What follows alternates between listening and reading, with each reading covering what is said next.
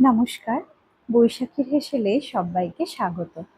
আমার গোছানো ভাতের থালায় ভাতের সাথে কি পদ রান্না করেছি তাই নিয়েই হাজির হলাম আমি বৈশাখী।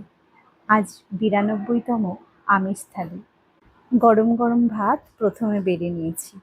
আজ পাট পাতা দিয়ে দুরকম পদ করেছি।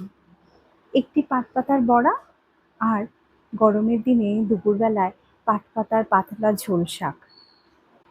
টমেটো দিয়ে মসুর ডাল করেছি। এখন বিভিন্ন টক দিয়ে ডালটাই বেশি রান্না করে থাকি। সামান্য তেলে শুকনো লঙ্কা আর রসুন থেতো করে ফোড়নে দিয়ে তৈরি করেছি পাট পাতার ঝোল ঝোল শাক।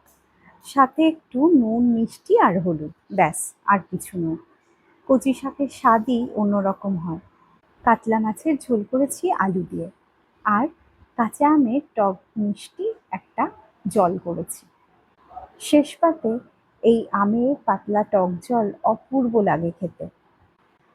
দেখতে দেখতে আজ ৯২তম আমিষ থালি নিয়ে তোমাদের সামনে হাজির হতে পেরেছি। যদি তোমরা আমার আমিষ থালির ভিডিওগুলো দেখো তবে বুঝতে পারবে একটি থালিও রিপিট হয়নি। যাই হোক, আজ তবে আসলাম, আবার দেখা হচ্ছে কাল। সবাই সবার পরিবারকে নিয়ে সুস্থ থেকো, ভালো থেকো। নমস্কার।